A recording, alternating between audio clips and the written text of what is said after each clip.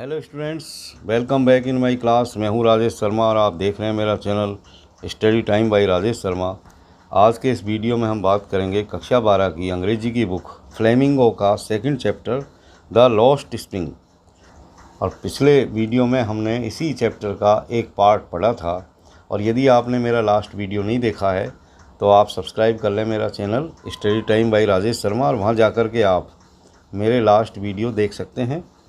इस वीडियो के अंदर भी हम इंग्लिश से हिंदी में ट्रांसलेशन करेंगे और जो भी आपके यहाँ पर हार्ड वर्ड्स आने वाले हैं उनकी हम हिंदी मीनिंग्स भी देखेंगे।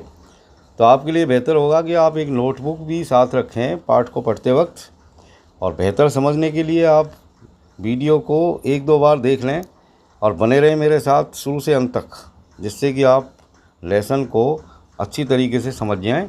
आप कमेंट बॉक्स में अपने बहुमूल्य विचार ज़रूर लिखें, और जैसा भी आप पढ़ना चाहें, यानी कुछ और अतिरिक्त बातें आपके दिमाग में हो तो वो आप लिख कर के मुझे डालें, जिससे कि मैं आपके लिए और भी बेहतरीन वीडियो बना सकूं। तो प्यारे बच्चों, आइए शुरू करते हैं। Let's begin.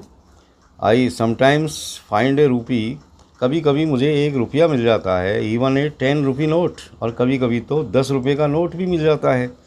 Sahib says, Sahib ऐसा कहता है। हिज आइज़ लाइटिंग अप, और उसकी आंखों में चमक आ जाती है ऐसा कहते कहते। When you can find a silver coin in a heap of garbage.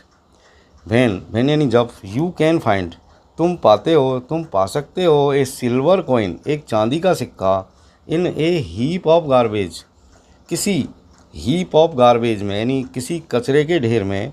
तो यू डोंट स्टॉप स्क्राउजिंग, तब तुम स्टॉप नहीं करते स्क्राउजिंग करना, यानी ढूंढना खोजना।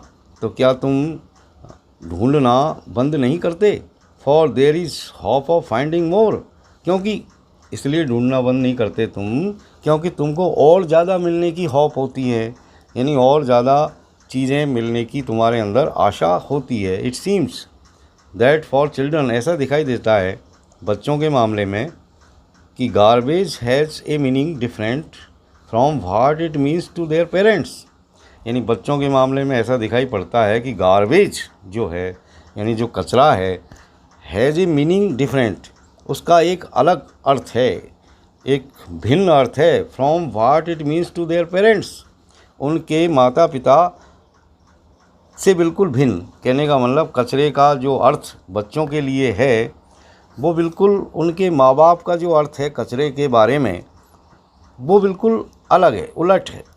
For the children it is wrapped in wonder, बच्चों के लिए ये कचरा आश्चर्य में लिपटा हुआ कोई चीज़ है। फॉर द चिल्ड्रन, बच्चों के लिए it is wrapped in wonder, ये वंडर में लिपटा हुआ है, आश्चर्य में लिपटा हुआ है। वंडर यानी आश्चर्य, रैप्ड यानी लिपटा हुआ। फॉर द एल्डर्स, और बड़ों के लिए it is a means of survival, और बड़ों के लिए कचरे का अर्थ सिर्फ इतना है कि ये उनके जीवन, यानी उनके ज़िंदा रहने का मीन्स है, यानी ज़िंदा रहने का साधन है। वन विंटर मॉर्निंग, एक सर्दियों की सुबह। I see Saheb standing by the fenced gate, एक सर्दियों की सुबह क्या हुआ कि मैं सी देखती हूँ साहिब को, स्टैंडिंग बाई खड़े हुए, the fenced gate of the neighbourhood club, एक पड़ोस के क्लब के कांटेदार गेट के पास में। फेंस्ड गेट का मतलब कांटेदार जो बाड़ लगी रहती है, तो इसमें हो सकता है उस गेट के वहाँ कांटेदार बाड़ लगी हुई हो, और वहाँ मैं साहिब को खड़े हुए देखती हूँ। अब साहिब वहाँ क्या कर रहा है? साहिब क्या कर रहा है वहाँ पर? वाचिंग 2 यंग मैन, वो देख रहा है, वाचिंग मतलब देख रहा है, 2 यंग मैन, 2 युवा व्यक्तियों को, ड्रेस्ड इन वाइट, जिन्होंने सफ़ेद रंग की ड्रेस पहन रखी है, प्लेइंग टेनिस। और वे ये दोनों युवा व्यक्ति क्या कर रहे हैं उस क्लब के अंदर? प्लेइंग टेनिस, यानी टेनिस खेल रहे हैं। I like the game, he hums, content to watch it standing behind the fence. He hums यानी वो गुनगुनाता है, यानी वो धीरे से ये कहता है कि आई लाइक द गेम, यानी मुझे ये गेम पसंद है।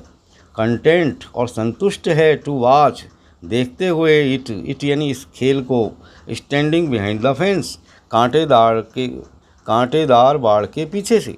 यानी उस कांटेदार बाड़ के पीछे से इस खेल को देखता हुआ साहिब पूरी तरह से संतुष्ट है और ये कहता है कि मुझे ये खेल पसंद है, ये टेनिस का जो खेल है, I like it. I go inside when no one is around, he admits यानी स्वीकार करता है, यानी वो इस बात को स्वीकार करता है कि जब यहाँ कोई आसपास नहीं होता, नो वन इज़ अराउंड मतलब नो वन इज़ अराउंड का अर्थ होता है जब कोई आसपास नहीं होता, तो वो एडमिट करता है, स्वीकार करता है कि मैं जब यहाँ कोई आसपास नहीं होता तो मैं इस क्लब के अंदर चला जाता हूँ।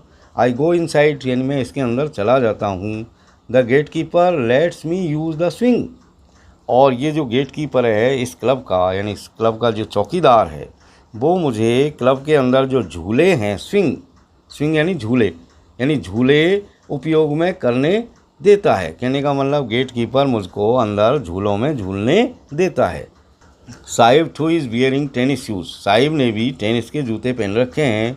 That looks strange over his discoloured shirt and shorts, और ये जो टेनिस के जूते जो उसे कहीं से मिल गए हैं वो उसके डिसकलर्ड शर्ट और शॉर्ट्स पर, यानी पुरानी कमीज़ और नेकर के ऊपर बिल्कुल स्ट्रेंज दिखाई दे रहे हैं, बिल्कुल अजीब से दिखाई दे रहे हैं। Someone gave them to me, he says in the manner of an explanation, उसने समझाने वाले भाव से मुझसे वो कहता है कि मैडम ये जूते मुझे किसी ने दिए हैं। The fact that they are discarded shoes of some rich boy, जबकि हकीकत ये है, द फैक्ट दैट, जबकि हकीकत ये है कि ये जूते किसी रिच बॉय के द्वारा फेंके गए थे, डिस्कार्ड किए गए थे। Who perhaps refuse to wear them, संभवतया उस रिच बॉय ने इन जूतों को इसलिए फेंक दिया था because of a hole in one of them, क्योंकि उन जूतों में से एक जूते के अंदर छेद हो रहा था। डज नॉट बॉदर हिम, और ये छेद, इस छेद से साहिब को कोई परेशानी नहीं है, यानी छेद वाले जूते तो मिल रहे हैं उसको कम से कम। For one who has walked barefoot, क्योंकि एक ऐसा आदमी, एक ऐसा लड़का जो बेयर फुट रहता है या बेयर फुट वॉक करता है, नंगे पैर चलता है, even shoes with A hall is a dream come true, तो ऐसे लड़के के लिए तो छेद वाला जूता मिलना भी ठीक वैसा ही है जैसा कि कोई सपना सच हो गया। ए ड्रीम कम ट्रू का मतलब सपना सच हो जाना। But the game he is watching so intently, लेकिन वह खेल यानी वो जो टेनिस का खेल वो देख रहा है इतने ध्यान से, इंटेंटली मतलब ध्यान से, is out of his reach, ये खेल उसकी रीच से बाहर है। This morning Sahib is on his way, इस सुबह साहिब अपने रास्ते पर जा रहा है। टू द मिल्क बूथ, एक मिल्क बूथ पर, यानी एक दूध की दुकान पर। In his hand is a steel canister, और मैं देखती हूँ कि उसके हाथ में एक स्टील का कैनिस्टर है, एक डिब्बा है। I now work in A tea stall down the road, he says pointing in the distance, तब वो एक दिशा की तरफ, डिस्टेंस यानी एक दूरी की तरफ, पॉइंटिंग यानी इशारा करते हुए, ही सेज वह कहता है कि मैडम आई नाउ यानी मैं अब वर्क काम करता हूँ, इन ए टी स्टॉल, एक टी स्टॉल के अंदर, यानी एक चाय की थड़ी पर। इन द डिस्टेंस, एक आगे दूरी की तरफ इशारा करते हुए वो मुझको बताता है। I am paid 800 rupees and all my mills, आगे वो मुझको ये भी बताता है कि उस दुकानदार से मुझे 800 रुपये तनख्वाह के रूप में मिलते हैं। एंड ऑल माई मिल्स, और सारे खाने भी मुझको वहाँ पर मिलते हैं, यानी सारा भोजन भी मेरे लिए फ्री है। Does he like the job, I ask, तब मैं उससे ये पूछती हूँ कि क्या तुमको ये जॉब पसंद है, क्या तुमको ये काम पसंद है।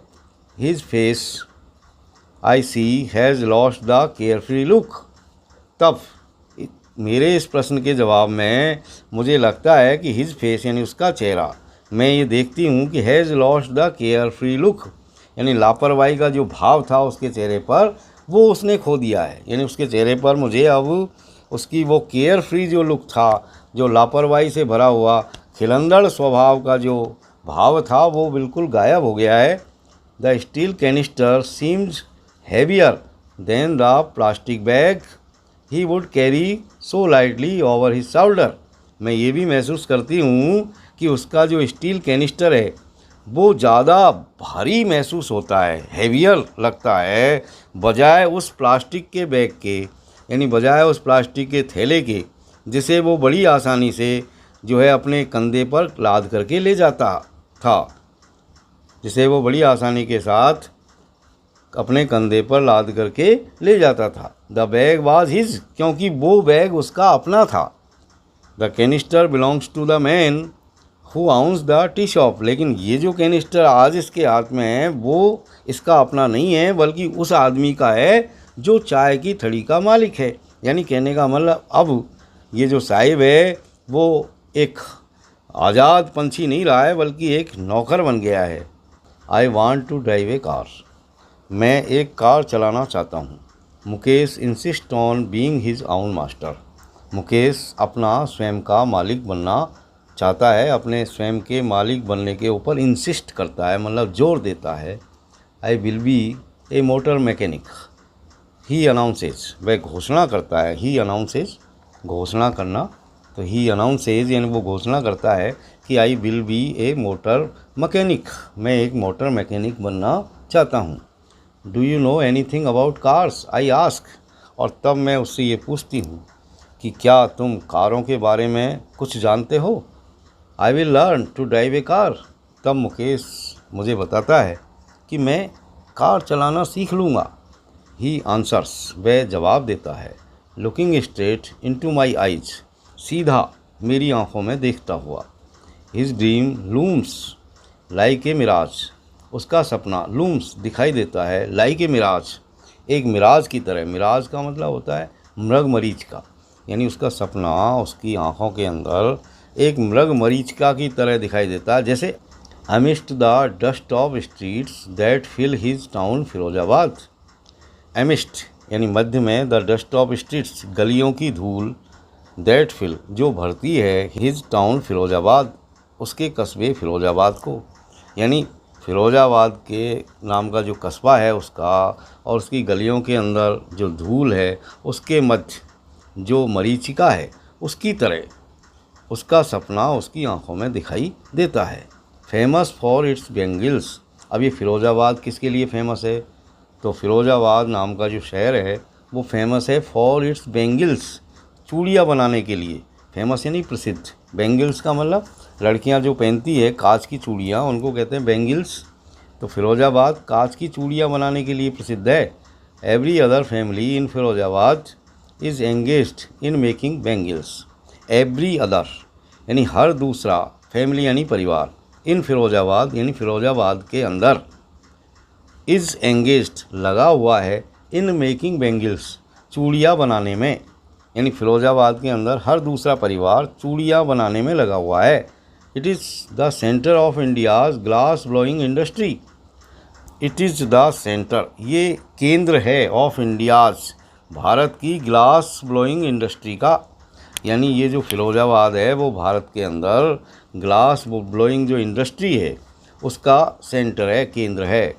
वेयर फैमिलीज़ हैव स्पेंट, जहाँ फैमिलियों ने बिताया है, फैमिलियों ने यानी परिवारों ने स्पेंट किया है या खर्च किया है, जनरेशंस पीढ़ियों को, वर्किंग काम करते हुए, अराउंड फर्नांसेस भट्टियों के पास, यानी ये फिरोजाबाद के अंदर परिवारों ने पीढ़ियों से, अराउंड द फर्नांसेस, फर्नांसेस का मतलब भट्टियाँ, तो भट्टियों के पास बैठ कर के उन्होंने जो है अपनी पीढ़ियाँ बिता दी है। कांच गलाने वाली जो भट्टियाँ हैं उनके सामने बैठ कर के पीढ़ी दर पीढ़ी यहाँ पर परिवार जो है इस उद्योग से जुड़े हुए हैं। वेल्डिंग ग्लास, कांचों को जोड़ते हुए, वेल्डिंग ग्लास मतलब कांचों को जोड़ना, मेकिंग बेंगल्स और चूड़ियाँ बनाते हुए, for all the women in the land, देश भर की सभी औरतों के लिए, इट सीम्स ऐसा दिखाई पड़ता है। Mukesh family is among them, और मुकेश का परिवार भी उन्हीं परिवारों के मध्य में से एक परिवार है। None of them know that it is illegal for children like him, कोई भी इस बात को नहीं जानता कि उस जैसे बच्चों के लिए काम करना इलीगल है, गैर कानूनी है, to work in the glass furnaces, कांच की भट्टियों में, विद हाई टेम्परेचर्स, उच्च तापक्रम के साथ, यानी उच्च तापक्रम वाली कांच की भट्टियों पर काम करना बच्चों के लिए गैर कानूनी है, इस बात को कोई भी नहीं जानता। इन डिंजी सेल्स, अंधेरी और संकरी कोठरियों के अंदर, डिंजी सेल का मतलब अंधेरी, संकरी, और सेल का मतलब होता है कोठरियाँ, कोठरी यानी छोटे छोटे कमरे। तो इन डिंजी सेल्स यानी छोटी छोटी गंदी अंधेरी कोठरियों के अंदर, विदाउट एयर एंड लाइट, बिना हवा और प्रकाश के, दैट द लॉ, यह कि कानून, इफ़ एनफोर्स्ड, यदि लागू किया जाता, तो कुड गेट हिम, तो वो निकाल लाता उसको भी, and all those 20,000 children out of the hot furnaces, उस जैसे 20,000 अन्य बच्चों को भी उन गर्म भट्टियों के बाहर, where they slog their daylight hours, जहाँ वो दिन भर कड़ी मेहनत करते हैं। स्लॉग देयर डेलाइट आवर्स का मतलब दिन भर कठोर मेहनत करना। Often losing the brightness of their eyes, और प्राय इस काम में यानी दिन भर इस काम में, जब वो अंधेरी कोठरियों में भट्टियों के सामने बैठ कर के काम करते हैं, तो ऑफन तो क्या होता है कि प्राय वो लूज कर देते हैं, खो देते हैं, the brightness of their eyes, अपनी आँखों की रोशनी, यानी अंधे हो जाते हैं। यानी छोटे बच्चे उन तेज़ यानी हाई टेम्परेचर वाली फर्नांसेस, जो भट्टियां हैं कांच गलाने वाली, उनके सामने अंधेरी कोठरियों में काम करते करते वो क्या करते हैं, उनकी आँखों की रोशनी खो जाती है। Mukesh eyes beam as he volunteers to take me home, और मुझे अपने घर ले जाने के लिए मुकेश वॉलंटियर के रूप में जब सामने आता है, तो उसकी आंखों में चमक आ जाती है, यानी वो अपने आप को पेश करता है मुझे अपने घर ले जाने के लिए, और ऐसा करते वक्त उसकी आंखों में बीम हो जाती है, यानी उसकी आंखों में चमक पैदा हो जाती है। Which he proudly says is being rebuilt, जिसके बारे में वो बड़े गर्व के साथ कहता है कि उसे दोबारा बनवाया जा रहा है। रीबिल्ट का मतलब दोबारा बनवाया जाना। We walk down stinging lanes choked with garbage, हम जब उसके घर जा रहे होते हैं तो हम चलते हैं स्टिंकिंग लेन्स में होकर के, यानी बदबूदार गलियों में होकर के, और ऐसी बदबूदार गलियां चॉक्ड विद गार्बेज, जो पूरी तरह से कचरे से चौक हो रही है, अटी हुई है। पास्ट होम्स, ऐसे घरों के सामने से गुजरते हुए, दैट रिमेन्स हॉवेल्स, जो हॉवेल्स बन गए हैं, जो आश्रय हैं, विद क्रम्बलिंग वॉल्स, यानी भरभराती हुई दीवारों वाले, यानी ऐसे घर हैं वहाँ पर जिनकी दीवारें टूटी हुई है, क्रम्बलिंग यानी टूटी हुई। बॉबली डोर्स, बॉबली डोर्स यानी डगमगाते हुए दरवाजे, जिनके दरवाजे डगमग डगमग कर रहे हैं। नो विंडोज, जिनमें कोई खिड़कियाँ नहीं हैं। Crowded with families of humans and animals, और इसके अलावा उन घरों के अंदर फैमिलीज ऑफ ह्यूमंस यानी लोगों के परिवार, एंड एनिमल्स और जानवर भी, को एग्जिस्टिंग इन ए प्रीमेवियल स्टेट, आदिम अवस्था की तरह साथ साथ रहते हैं।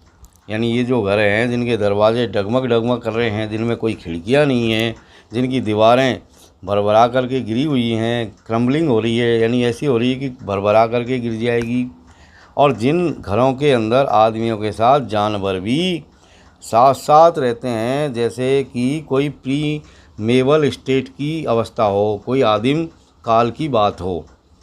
प्रीमेवल स्टेट का मतलब आदिम काल या आदिम काल की अवस्था। He stops at the door of one such house, तो इसी तरह के एक घर के सामने जाकर के मुकेश रुक जाता है।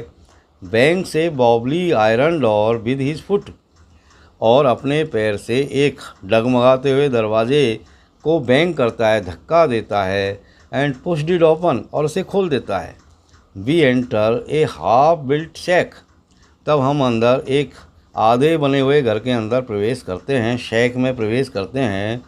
In one part of it, और इस घर के एक हिस्से में, थेस्ड विद डेड ग्रास, यानी छप्पर, डेड ग्रास का यानी मरी हुई घास का, यानी सूखी हुई घास का एक छप्पर लगा हुआ है। Is a firewood stove over which sits a large vessel of sizzling spinach leaves, और ऐसे ही उस थैच के नीचे एक चूल्हा रखा हुआ है और उस स्टोव के ऊपर एक बड़े से बर्तन में स्पिनाच लीव्स, यानी स्पिनाच लीव्स का मतलब होता है पालक की पत्तियां सिजलिंग हो रही है, मतलब उबल रही है, सीज रही है ऑन द ग्राउंड, और नीचे ज़मीन पर इन लार्ज एल्यूमिनियम प्लेटर्स, बड़े बड़े platinum in large aluminium platters, बड़े से एल्यूमिनियम के प्लेट पर आर मोर चॉप्ड वेजिटेबल्स, कुछ और अधिक सब्जियां रखी हुई है, चॉप्ड कटी हुई, चॉप्ड वेजिटेबल्स यानी कटी हुई सब्जियां। ए फ्रायल यंग वुमेन इज़ कुकिंग, एक फ्रायल यंग वुमेन, फ्रायल यानी थकी हुई दुबली पतली, यंग वुमेन युवा औरत, इज़ कुकिंग पका रही है, द इवनिंग मील शाम का भोजन, फॉर द होल फैमिली पूरे परिवार के लिए, through eyes filled with smoke she smiles, यानी धुआं से भरी हुई आँखों के साथ वो मेरी तरफ देख करके मुस्कुराती है। आइज़ फिल्ड विद स्मोक का मतलब धुएं से भरी हुई आँख, क्योंकि चूल्हा जल रहा है तो धुआं भी आ रहा है उसमें से, तो धुआं उसकी आँखों में भरी हुई है, तो धुएं से भरी हुई आँखों के साथ वो मेरी तरफ देख करके स्माइल करती है, मुस्कुराती है। She is the wife of Mukesh Elder brother, और ये जो युवा औरत है वो कोई और नहीं है बल्कि मुकेश के बड़े भाई की पत्नी है। Not much older in years, हालांकि ये ज़्यादा उम्र में बड़ी नहीं है। She has begun to command a respect as the bahu, लेकिन परिवार में अब ये एक बहू के सम्मान की हकदार है। The daughter in law of the house, परिवार की बहू, डॉटर इन लॉ का मतलब बहू, ऑफ द हाउस यानी मकान की, परिवार की। Already in charge of 3 man, और पहले से ही इसके अधीन 3 व्यक्ति हैं, 3 व्यक्तियों का इसके ऊपर भार है, चार्ज है। हर हस्बैंड, एक तो उसका पति मुकेश, इसके अलावा एक मुकेश जो उसका देवर है, एंड देयर फादर, और एक उसका ससुर यानी मुकेश का पिता। When the older man enters, और जब वृद्ध व्यक्ति अंदर आता है यानी मुकेश के पिताजी जब अंदर आते हैं तो she gently withdraws behind the broken wall, तो वो धीरे से यानी चुपके से विड्रॉज खिसक जाती है बिहाइंड द ब्रोकन वॉल, टूटी हुई दीवार के पीछे, टूटी हुई दीवार के पीछे, and brings her veil closer to her face, और धीरे से जो है अपने घूंघट को चेहरे पर यानी घूंघट से अपने चेहरे को ढक लेती है। वेल, वेल का मतलब घूंघट। एज कस्टम डिमांड्स, जैसा कि रिवाज है कि daughters in law must veil their faces before male elders, कि बहुओं को मेल एल्डर्स से पहले, बहुओं को मेल एल्डर्स के सामने अपने चेहरे को ढकना चाहिए, यानी घर के जो पुरुष बड़े बुजुर्ग हैं उनके सामने घूंघट निकालना चाहिए, ऐसा रिवाज है। इन दिस केस, और इस मामले में द एल्डर इज, यानी जो बड़ा बुजुर्ग आदमी है वो कौन है? एन इम्पॉवरिस्ड बेंगल मेकर, गरीबी का मारा हुआ चूड़ी बनाने वाला मुकेश का पिता है। Despite long years of hard labour, despite यानी के बावजूद, लॉन्ग ईयर्स यानी बहुत सालों के, ऑफ हार्ड लेबर कठोर परिश्रम के, यानी बहुत सालों के कठोर परिश्रम के बावजूद, फर्स्ट एज ए टेलर, पहले एक टेलर के रूप में, देन ए बैंगल मेकर, और उसके बाद में एक चूड़ी बनाने वाले के रूप में, इस मुकेश के पिता ने अपनी जीवन में बहुत हार्ड वर्क किया था, बहुत कठोर परिश्रम की थी। तो क्या किया इसने? He has failed to renovate a house, वो एक मकान को रिनोवेट कराने में भी असफल रहा है। Send his 2 sons to school, इसके अलावा वो अपने 2 बेटों को स्कूल भेजने में भी असफल रहा है, यानी कुछ नहीं कर पाया जीवन भर की हार्ड परिश्रम के बाद, न तो वो घर को रिनोवेट करा पाया, न वो अपने दोनों बेटों को स्कूल भेज पाया। All he has managed to do, लेकिन जो कुछ भी वो कर सका व्यवस्था अपने जीवन भर में, वो ये किया उसने, is teach them what he knows, यानी उसने वो जो कुछ भी जानता था वो सब कुछ अपने बेटों को सिखा दिया। वो क्या जानता था? वो जानता था चूड़ी बनाना, तो चूड़ी बनाने का काम उसने अपने दोनों बेटों को सिखा दिया। The art of making bangles, यानी चूड़ी बनाने की आर्ट यानी कला। तो प्यारे बच्चों, इस वीडियो में हम इतनी बात करेंगे और अगले वीडियो में फिर इसी चैप्टर का अगला भाग लेकर के फिर हम आमने सामने होंगे। तब तक आप बने रहें मेरे साथ, देखें मेरे वीडियोस को। Stay at home, stay healthy, have a nice time. Thank you very much for watching.